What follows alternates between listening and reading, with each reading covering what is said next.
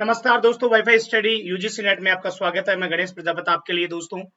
जैसा कि आपने ऋतुकालीन काव्य हमने दोस्तों पढ़ रहे थे और बहुत ही बेहतरीन तरीके से आपसे स्टडी हो रही थी। तो एक बार फटाफट से मुझे बताइए, सभी बच्चे बहुत अच्छे हैं और बिंदास तरीके से आप पढ़ाई कर रहे होंगे और किसी प्रकार की आपको कोई दिक्कत नहीं होगी, है ना? तो सभी बच्चे एक बार थम्स अप कर दीजिए कि हाँ गुरुजी कोई दिक्कत नहीं है और हम बहुत ही बढ़िया तरीके से पढ़ रहे हैं। शाबाश बच्चों, वेरी गुड, बहुत अच्छा। फटाफट से एक बार इसको शेयर कर दीजिएगा ताकि सभी बच्चे देख सके, पढ़ सके और सभी को बहुत अच्छा दोस्तों फायदा मिल सके। बढ़ते हैं दोस्तों, आज छायावाद के बारे में आज पढ़ेंगे दोस्तों, बहुत ही इंपॉर्टेंट है। छायावाद से हर बार एक बहुत अच्छा प्रश्न बनता है दोस्तों, और हम जो स्टार्ट कर रहे हैं वो छायावाद युग से वापस स्टार्ट करते हैं। पहले आपको मैंने भक्तिकाल पढ़ा दिया, कृष्ण काव्य पढ़ा दिया, रीतिकालीन हो गए, रीतिबद्ध हो गए, तो इसके बाद में नंबर जिसका आता है उसे छायावाद युग कहा जाता है। समय की बात करें तो 1920 से 1936 तक इसका माना जाता है। काला अवधि इस युग की प्रारंभिक सीमा के संबंध में निम्न दो मत प्रचलित है दोस्तों। इसके दो मत हमेशा इसके प्रचलित है। पहला मत पढ़ते हैं दोस्तों, क्या है देखो। पहला मत है 1918 में प्रारंभ छायावाद गुणों प्रवृत्तियों से युक्त सर्वप्रथम रचना झरना मानी जाती है। लेखक जयशंकर प्रसाद है, झरना मानी जाती है, और इसके जो राइटर है वो जयशंकर प्रसाद है। का प्रकाशन 1918 में हुआ था। अतएव डॉक्टर नगेंद्र जैसे इतिहासकारों ने छायावाद का समय 1918 से 1938 तक निर्धारित किया है। अगर डॉक्टर नगेंद्र की बात करें तो दोस्तों छायावाद का जो समय है 1918 से 1938 तक यहाँ पर निर्धारित किया है। आगे बढ़ते हैं बच्चों। 1920 में प्रारंभ में इस युग का नामकरण श्री मुकुटधर पांडे द्वारा रचित निबंध हिंदी छायावाद के आधार पर रखा हुआ माना जाता है। तो जो मुकुटधर पांडे थे दोस्तों, उनके द्वारा इनका आधार रखा हुआ माना जाता है। यहाँ तक बच्चों बिल्कुल क्लियर होगा, आशा करता हूं। आगे बढ़ते दोस्तों, आगे है बच्चों हिंदी छायावाद निबंध सर्वप्रथम जबलपुर से प्रकाशित होने वाली श्री शारदा पत्रिका में 1920 में प्रकाशित हुआ था। याद रहे, हिंदी छायावाद निबंध सर्वप्रथम जबलपुर से प्रकाशित होने वाली श्री शारदा पत्रिका में प्रकाशित हुआ था, जिसका समय आपको याद रखना है, कई बार प्रश्न आता है, वह है 1920। अतएव हिंदी छायावाद का जो प्रारंभ भी है 1920 से ही माना जा सकता है। ऐसे इतिहासकार कहते हैं कि इसी कारण जो छायावाद का युग है उसका भी जो है 1920 से ही दोस्तों माना जा सकता है। आगे बढ़ते हैं। श्री महावीर प्रसाद द्विवेदी सरस्वती पत्रिका के संपादक 1903 से 1920 तक रहे थे, जिनके आधार पर द्विवेदी युग का समय 1920 तक निर्धारित करके छायावाद का समय 1920 से आरंभ माना जाता है। जो छायावाद का जो समय है दोस्तों वो 1920 से ही माना जाता है। श्री महावीर प्रसाद द्विवेदी की एक पत्रिका चलती थी बच्चों, जिसका नाम था सरस्वती पत्रिका। उसके संपादन 1903 से 1920 तक रहे थे, जिनके आधार पर द्विवेदी युग का जो समय है 1920 तक निर्धारित करके छायावाद का समय 1920 से आरंभ माना जा सकता है। आगे बढ़ते हैं। मुकुटधर पांडे का कथन है, मेरी समझ में नई शैली में भाव नहीं, भावों की छाया पाई जाती है। देखो कितनी अच्छी बात कही है। मुकुटधर पांडे का एक बहुत अच्छा कथन है जो दोस्तों जीआरएफ नेट में कई बार पूछा जाता है। मेरी समझ में नई शैली में भाव नहीं, भावों की छाया पाई जाती है, जिन्हें पकड़कर हृदयगम करने में पाठकों को कठिनाई होती है। इस छायावादिता से ही मैंने छायावाद शब्द बनाया है। ये कह रहे हैं कि मैंने इसी के आधार पर दोस्तों छायावाद जो शब्द है वो यहाँ पर बनाया था। आगे बढ़ते हैं बच्चों। छायावाद की परिभाषा देखो, अलग अलग विद्वानों ने अलग प्रकार से दी है। कौन सा विद्वान क्या कहता है इस पर हम बात करते हैं बच्चों। पहला है, जब भी इतिहास में नाम आता तो डॉक्टर नगेंद्र का नाम तो बच्चों जरूर आता है। पहले है डॉक्टर नगेंद्र के अनुसार छायावाद स्थूल के प्रति सूक्ष्म का विद्रोह है। छायावाद एक विशेष प्रकार की भाव पद्धति है, जीवन के प्रति एक विशेष भावात्मक दृष्टिकोण है। छायावाद स्थूल के प्रति सूक्ष्म का विद्रोह है। छायावाद एक विशेष प्रकार की भाव पद्धति है, जीवन के प्रति एक विशेष भावात्मक दृष्टिकोण है दोस्तों।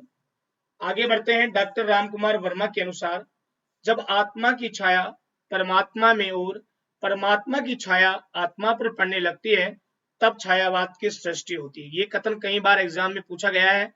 अगर आप कॉलेज लेक्चरर का एग्जाम भी देते हो बच्चों, तो वहां भी ये प्रश्न पूछा जाता है कि आत्मा की छाया परमात्मा पर और परमात्मा की छाया आत्मा पर पड़ने लगती है। ये कथन किसका है? तो आपको हमेशा याद रखना है, डॉक्टर राम कुमार वर्मा का है बच्चों। ये याद रहे आपको, डॉक्टर राम कुमार वर्मा का ये कथन है। आगे बढ़ते हैं दोस्तों। अगला है, अगली महादेवी वर्मा जो छायावाद के स्तंभ के रूप में भी जानी जाती है। महादेवी वर्मा के अनुसार छायावाद तत्व प्रकृति के बीच जीवन का उद्दिश्य है, उसका मूल सार्वमाद है। ठीक है ना? तो ये बात कही है डॉक्टर महादेवी वर्मा ने। श्री गंगा प्रसाद पांडे के अनुसार देखो क्या कहा है, इन्हें भावलोक की प्रकृति के 3 चरण माने हैं, वस्तुवाद, छायावाद और रहस्यवाद। ये तीनों चरण आपको याद रखने, ये यहाँ से भी एक प्रश्न बनता है। पहला है दोस्तों वस्तुवाद, दूसरा है छायावाद, तीसरा है रहस्यवाद। अतः उनके शब्दों में छायावाद वस्तु एवं रहस्यवाद के बीच की कड़ी मानी जाती है। दोनों के बीच की इस कड़ी को यहाँ पर मानते हैं दोस्तों। आगे बढ़ते हैं। छायावाद के विविध अर्थ क्या है? विविध विद्वानों के द्वारा छायावाद के विविध अर्थ ग्रहण किए हैं। ये था पहला है विद्वान का नाम और छायावाद का अर्थ देखो। मुकुटधर पांडे ने रहस्यवाद कहा है, महावीर प्रसाद द्विवेदी ने अन्योक्ति पद्धति कहा है, रामचंद्र शुक्ल ने शैली वैचित्र्य माधुर्यचारी चित्र भाषा शैली कहा है, नंद दुलारी वाजपेयी ने वक्त सौंदर्य में आध्यात्मिक छाया का भान माना है और डॉक्टर नगेंद्र ने स्थूल के प्रति सूक्ष्म का विद्रोह कहा है। डॉक्टर नगेंद्र ने स्थूल के प्रति सूक्ष्म का विद्रोह कहा है। तो दोस्तों इधर विद्वान है और अलग अलग बात कही गई। फिर मैं आपस रिपीट कर देता हूँ। मुकुटधर पांडे इसको रहस्यवाद मानते हैं, महावीर प्रसादी अन्योक्ति पद्धति मानते हैं, आचार्य रामचंद्र शुक्ल शैली विचित्र माधुर्य चित्र भाषा शैली मानते हैं, नंद दुलारी वाजपेयी वक्त सौंदर्य में आध्यात्मिक छाया का भान मानते हैं, डॉक्टर नगेंद्र स्थूल के प्रति सूक्ष्म का विद्रोह मानते हैं। दोस्तों अनअकैडमी पर मेरा स्पेशल बैच चल रहा है नेट और जीआरएफ का, तो आप बच्चों अनअकैडमी प्लस ज्वाइन कर सकते हो और मेरा रेफरल कोड है गणेश 10। गणेश 10 लगाकर आप बेहतरीन तरीके से आपकी स्टडी को एक नया आयाम दे सकते हो और बेहतरीन तरीके से दोस्तों आप पढ़ सकते हो। आपके लिए बहुत अच्छा मौका है, तो जल्दी से जल्दी आप इसको बिल्कुल पढ़ें और बहुत ही बिंदास तरीके से आप आसानी से स्टडी करें।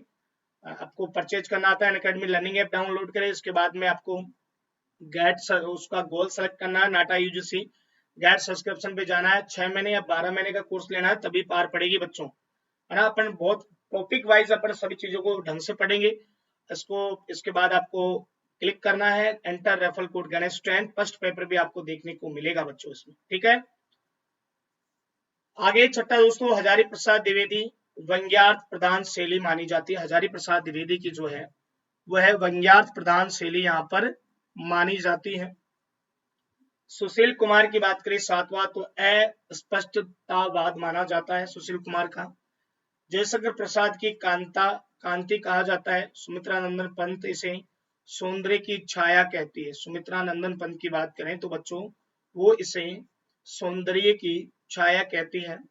डॉक्टर बच्चन सिंह स्वच्छंदतावाद कहा जाता है। डॉक्टर बच्चन सिंह इसे स्वच्छंदतावाद कहते हैं।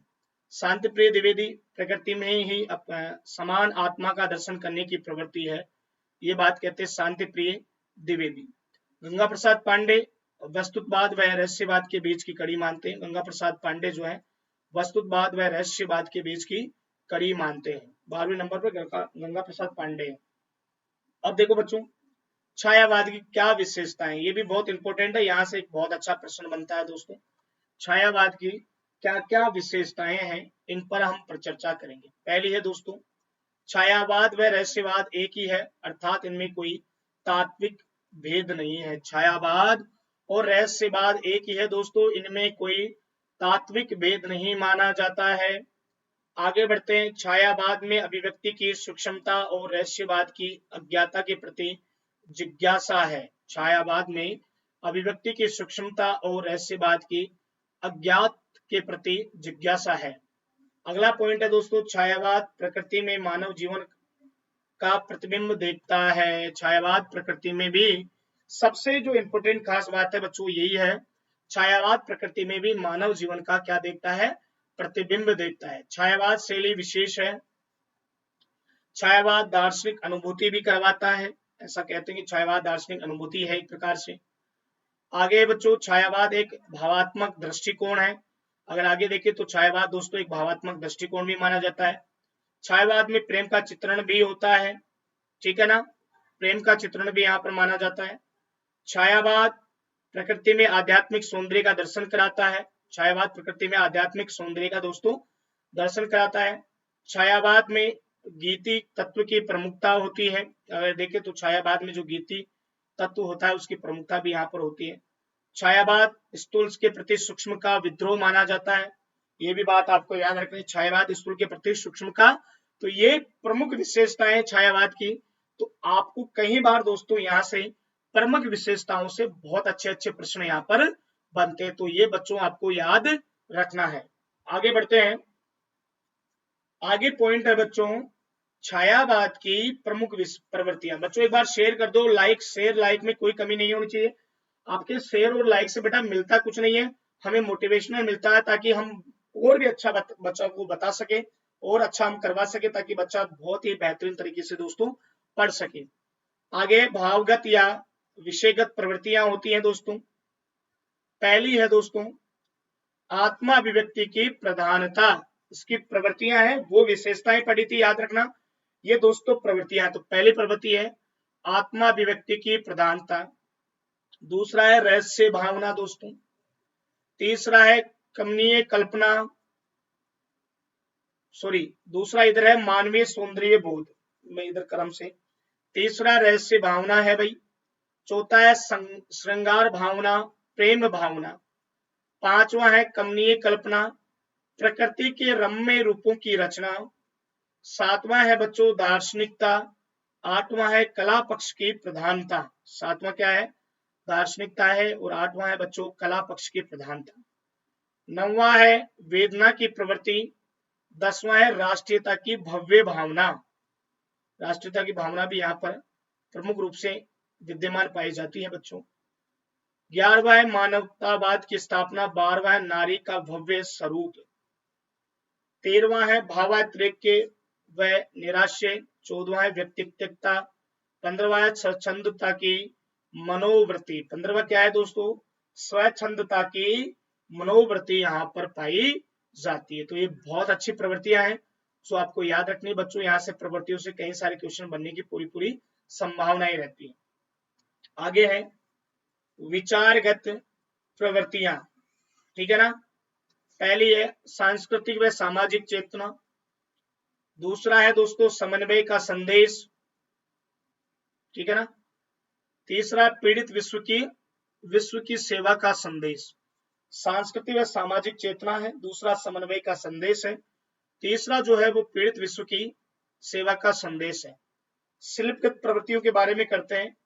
आत्मा अभिव्यक्ति अर्थात में उत्तम पुरुष शैली का प्रयोग किया गया है। ध्यान रखना दोस्तों, सबसे ज्यादा आपको पूछा जा सकता है कि इसमें किस शैली का प्रयोग किया गया है, तो आपको याद रखना है दोस्तों, इसमें आत्मा अभिव्यक्ति में अगर अपन देखें तो यहाँ पर उत्तम पुरुष जो शैली है उसका प्रयोग आपको बहुत ही अच्छे रूप से देखने को मिलेगा। आगे बच्चों ललित कोमल कांत पदावली का प्रयोग यहाँ पर मिलेगा दोस्तों आपको। मुक्त छंद शैली का प्रयोग मिलेगा, मुक्त अलंकारों का प्रयोग मिलेगा, प्रतीक का भरपूर प्रतीक हो, यानी मानवीय प्रकृति के बीच में जो प्रतीक होते थे उनका प्रयोग भी यहाँ पर भरपूर रूप से किया गया है। बोलो बच्चों यहाँ तक कोई दिक्कत है क्या? फटाफट से बताइए। सारी चीजें क्लियर है ना भाई? बोलो एक बार फटाफट से। शाबाश शाबाश, वेरी गुड बच्चों। एक बार इसको शेयर कर दो ताकि सभी बच्चों को बेहतरीन तरीके से पढ़ सके, सभी को बहुत अच्छा फायदा मिल सके और बहुत अच्छा कर सके बच्चों, है ना। शाबाश, वेरी गुड, बहुत अच्छा, जानदार, शानदार, जबरदस्त भाई, बहुत बढ़िया। आगे बच्चों जयशंकर प्रसाद छायावादी युग के प्रमुख कवि, ठीक है। ये छायावाद के बारे में हमने बात कर ली है। अब छायावाद का नाम नहीं आए और दोस्तों जयशंकर प्रसाद का नाम नहीं आया, ऐसा कभी नहीं हो सकता। छायावाद है तो जयशंकर प्रसाद है, और जयशंकर प्रसाद है तो छायावाद है। दोस्तों जन्म काल की बात करें तो 1989 में माना जाता है,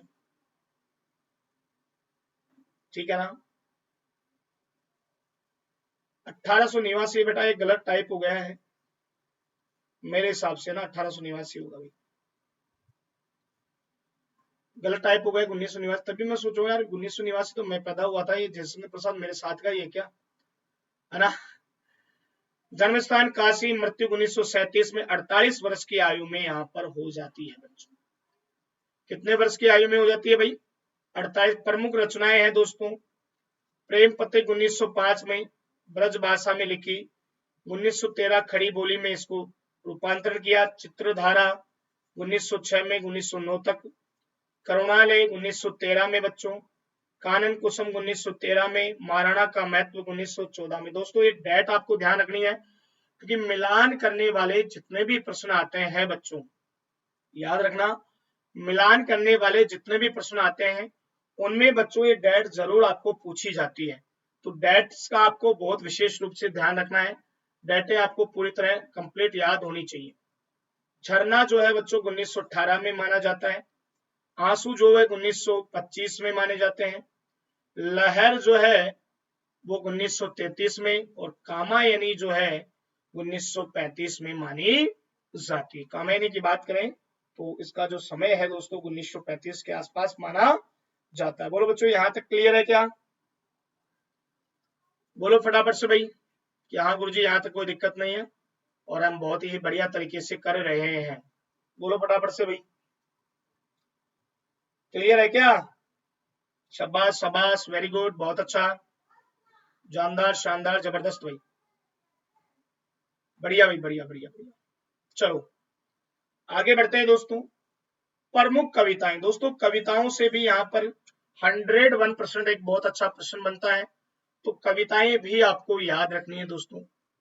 जो है पहली जो कविता है वो उर्वशी है दोस्तों, 1919 में लिखी गई है उर्वशी। दूसरी है वन मिलन, जो 1909 में लिखा गया है बच्चों, वन मिलन। तीसरी है प्रेम राज्य, 1919 में लिखी गई है प्रेम राज्य। चौथी है अयोध्या का उद्धार, 1910 में लिखी गई है बच्चों, अयोध्या का उद्धार जो है 1910 में लिखी गई है। आगे है सोचो श्वास, 1910 में लिखी गई है। प्रभुन वाहन जो है वो 1911 में लिखी गई है दोस्तों। कल्पना सुख 1919 में लिखी गई है। विदाई जो है 1909 में लिखी गई है दोस्तों, विदाई की बात करें तो 1909 में। नीरव प्रेम की अगर बात करते हैं बच्चों तो 1909 में, और विसर्जन की बात करते हैं तो 1909 में ही विसर्जन लिखी गई। तो ये प्रमुख कविताएं हैं। कवि उर्वशी की बहुत ही अच्छी कृति है और यहाँ से कई बार प्रश्न पूछा गया है। प्रमुख रचनाओं के संबंध में विशेष तथ्य देखिए है ना, मैंने पूरी क्लियरिटी से आपको, ताकि आपको एग्जाम में बच्चों आप जब भी एग्जाम देने बैठो तो आपको ऐसा लगे कि ये चीज गणेश सर की पढ़ाई हुई आई है और इसमें हमें कोई दिक्कत नहीं है, सर ने बहुत अच्छा करवाया है। तो बच्चों चित्रधारा में देखो क्या क्या विशेष तथ्य हैं, क्या क्या चित्रधारा की विशेष बातें थी जो एग्जाम में आपसे पूछी जा सकती है। पहला है बच्चों, इसमें प्रसाद जी के प्रारंभिक जीवन में विविध पत्र पत्रिकाओं में छपी कविताओं को संकलित किया गया है। इसमें प्रसाद जी के आरंभिक जीवन में विविध पत्र पत्रिकाओं में छपी कविताओं को संकलित किया गया है। आगे है इसके 2 संस्करण प्राप्त होते हैं। प्रथम संस्करण में इनकी ब्रजभाषा एवं खड़ी बोली दोनों में रचित कविताओं का संकलन था।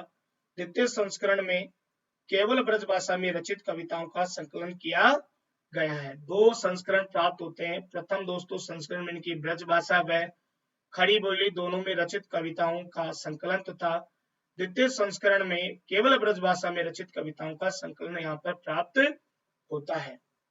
तीसरा है बच्चों इसका पॉइंट जो है वह है बच्चों, विषय वस्तु की दृष्टि से इनमें 4 प्रवृत्तियां पाई जाती है। अगर विषय वस्तु की दृष्टि की बात करें तो 4 प्रवृत्तियां हैं। पहला है पौराणिक एवं ऐतिहासिक विषयों का इतिवृत्तात्मक शैली में वर्णन। दूसरा है प्रकृति का स्वतंत्र रूप में चित्रण। तीसरा है प्रेमानुभूतियों की व्यंजना और चौथा है व्यक्ति भावना की अभिव्यंजना यहाँ पर मिलती है बच्चों। 4 बातें आपको याद रखनी है। आगे है दोस्तों, इस कविता संकलन में प्रसाद जी द्वारा रचित निम्न प्रसिद्ध कविताओं का संकलन किया गया है। अयोध्या का उद्धार, वन मिलन, प्रेम राज्य, कल्पना सुख, विदाई, नीरव प्रेम और विसर्जन। इनमें से 1906 से 1909 के मध्य रचित रचनाओं का संकलन किया गया है। दूसरी है दोस्तों प्रेम पथिक। ये काव्य पहले ब्रज भाषा 1905 में लिखा गया था, किंतु आगे चलकर 1913 में से खड़ी बोली में परिवर्तित कर दिया गया। दोस्तों पहले ये ब्रज भाषा में था। प्रश्न आता है छायावाद की कौन सी कृति पहले ब्रज भाषा में थी, बाद में खड़ी बोली में हो गई। तो प्रेम पथिक आपको याद रखना है। ये एक छोटा सा प्रबंध काव्य है जो कि प्रणय भावनाओं से उत्प्रोत है। इसकी विषय वस्तु श्रीधर पाठक द्वारा अनुदित एकांतवासी योगी से मिलती जुलती है। दोनों में ही प्रेमी प्रेमिका में से एक आश्रित आता है तो दूसरा पथिक है। दोनों में पथिक अपने निराश प्रेम की कहानी सुनाता है और अंत में श्रोता कोई और नहीं वही व्यक्ति सिद्ध होता है जिसके लिए पथिक दुखी है। तो ये बहुत अच्छी कविता है, एकांतवासी योगी से इसकी मिलती जुलती है दोस्तों। आगे झरना। झरना यह प्रसाद की एक गीत संग्रह है। ध्यान रखना दोस्तों, झरना प्रसाद जी का एक गीत संग्रह है। इसके गीतों में प्रसाद जी की भावनाएं विभिन्न रूपों में बिखरी हुई है। यदा एक और इसमें प्रकृति की मंजुल मनोहर मूर्ति का चित्रण सजीव रूप में हुआ है तो दूसरी ओर वह प्रणय की कोमलतम अभिव्यक्ति से भी परिपूर्ण है। इसमें प्रसाद जी की भावनाएं विभिन्न रूपों में बिखरी हुई है। एक और इसमें प्रकृति की मंजुल मनोकारी मूर्ति का चित्रण सजीव रूप में हुआ है तो दूसरी ओर प्रणय की कोमलतम अभिव्यक्ति से परिपूर्ण है। प्रसाद जी छायावादी दृष्टिकोण इसी रचना में सर्वप्रथम उजागर हुआ है। अधिकांश इतिहासकार इसी रचना को प्रथम छायावादी रचना मानते हैं। ठीक है ना। झरना के लिए ये इंपोर्टेंट तथ्य थे जो एग्जाम में आते हैं। आंसू ये प्रसाद जी का एक सुकृति काव्य माना जाता है। इसका एक कथानक के रूपरेखा इसमें स्पष्ट रूप से दृष्टिगोचर नहीं होती है, किंतु फिर भी अतीत की स्मृतियों में अभिव्यंजित है, योजनाबद्ध ढंग से हुई है।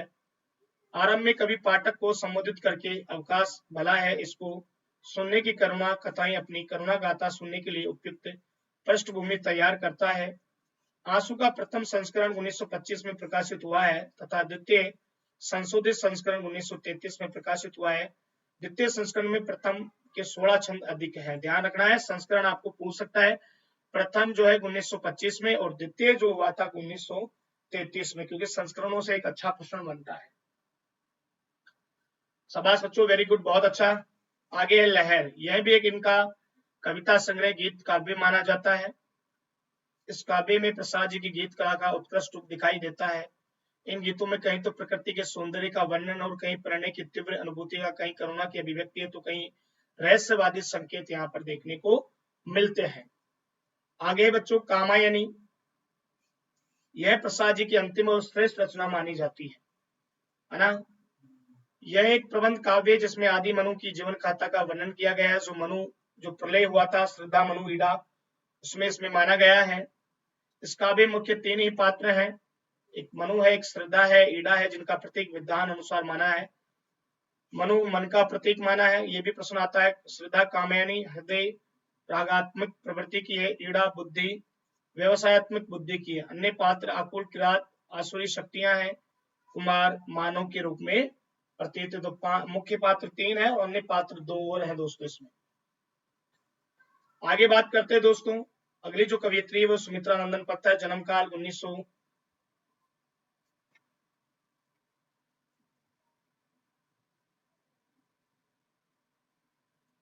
उसकी अगर काव्य की बात करते हैं दोस्तों तो सुमित्रा नंदन पंत के लिए बहुत सारी चीजें हैं। जन्म काल 1900, जन्म स्थान ग्राम कोसानी जिला अल्मोड़ा उत्तराखंड में माना जाता है। मृत्यु काल 1970 में। प्रमुख रचनाएं पंत जी द्वारा रचित काव्यों को मुख्य 3-4 श्रेणियों में विभाजित किया गया है। कम से कम 4 जो श्रेणियां हैं उसमें इनको दोस्तों विभाजित किया गया है। 4 मुख्य श्रेणियों में इनको माना जाता है बच्चों। 4 जो मुख्य श्रेणियां हैं उसमें यहाँ पर इनको विभाजित किया गया है। ठीक है ना। तो सुमित्रा नंदन पंत की ये प्रमुख तथ्य थे दोस्तों, जो कि एग्जाम की दृष्टि से बहुत ही इंपॉर्टेंट है। छायावादी रचनाएं 1918 से 1934 तक मानी जाती है दोस्तों। सुमित्रा नंदन पंत के बारे में अपन बात करते हैं तो 1934 छायावादी युगीन, उच्छ्वास है 1920 में, दूसरा ग्रंथि 1920 में, वीणा 27 में, पल्लव 28 में और गुंजन 32 में लिखी गई है। गुंजन जो है दोस्तों वो इनकी 32 में लिखी गई है। ठीक है, आगे है प्रकृतिवादी रचनाएं 1935 से 45 प्रकृतिवादी युग है। युगांत 1936 में, युगमानिक 1939 में और ग्राम्य 1940 में लिखी गई है। आगे अरविंद दर्शन की प्रभावित रचनाएं है 46 और 48 में, अंत चैतन्यवादी युग में माना जाता है। स्वर्ण किरण 1947 में, स्वर्ण धूलि 47 में, युगांतर 48 में और युगपथ 1948 में। चौथा पॉइंट है मानवतावादी आध्यात्मिक रचनाएं हैं। 1949 के बाद इन्होंने नई मानवतावादी लिखी जिसमें लोकायतन है। डेट बच्चों एग्जाम में पूछी जाती है, याद रखना। चितंबरा है 59 में, पतझर है, अभिषेकता है, रजत शिखर है, समाधिता है, वो फटने से पहले है, शशि की तरी है, कला और बूढ़ा चांद, ये बहुत इंपॉर्टेंट है, पूछी जाती है। अंतिमा है और बापी है 1957 में इनके द्वारा लिखी गई है। ठीक है, आगे बढ़ते हैं दोस्तों। पंत जी की सर्वप्रथम कविता गिरजे का घंटा, यह कविता 1916 में प्रकाशित हुई थी।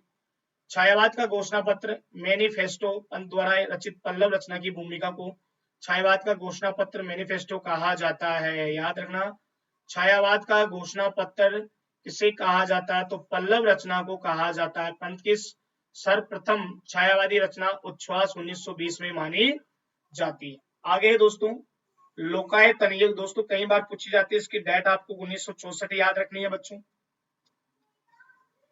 ये पद्धति जो है रचित श्रेष्ठ रचना है, महात्मा गांधी के जीवन पर लिखा गया लगभग 700 पृष्ठों का एक प्रबंध काव्य है दोस्तों। ये काव्य क्या महाकाव्य है। इसके 2 खंडों एवं 7 द्वारा अध्यायों में ये विभक्त किया गया है। इसके प्रथम खंड को 12 है, बाह्य परिवेश व द्वितीय खंड को अंत चैतन्य नामक प्रदान किया गया है दोस्तों। ठीक है ना, आगे बढ़ते हैं। सुमित्रा नंदन को प्राप्त पुरस्कार क्या क्या है। चितंबरा रचना के लिए उन्हें 1968 में भारतीय ज्ञानपीठ पुरस्कार मिला था दोस्तों। याद रखना किसके लिए मिला था, चितंबरा के लिए प्राप्त हुआ है। यह हिंदी साहित्य का प्रथम ज्ञानपीठ पुरस्कार माना जाता है। याद रहे दोस्तों, इसे हिंदी का प्रथम ज्ञानपीठ पुरस्कार भी कहा जाता है। दूसरा लोकायतन काव्य के लिए सोवियत भूमि लैंड पुरस्कार प्राप्त हुआ है। कला और बूढ़ा चांद के लिए इन्होंने 1960 में साहित्य अकादमी पुरस्कार प्राप्त हुआ है। ध्यान रखना, कला और बूढ़ा चांद के लिए जो इन्हें है बच्चों 1960 में साहित्य अकादमी से पुरस्कार प्राप्त हुआ है। भारत सरकार ने इनको पद्म विभूषण से अलंकृत किया था। प्रसिद्ध कथन हमें भाषा नहीं राष्ट्रभाषा की आवश्यकता है। देखो कितना गजब का कथन है इनका, हमें भाषा नहीं राष्ट्रभाषा की आवश्यकता है।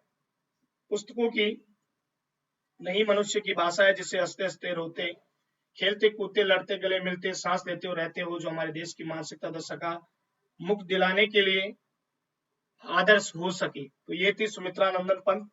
तो दोस्तों याद रहे, मेरा अनअकैडमी पर फिर मैं आपको कह रहा हूँ स्पेशल बैच चल रहा है और आपको रेफरल कोड वहां पर लगाना है बच्चों, गणेश 10।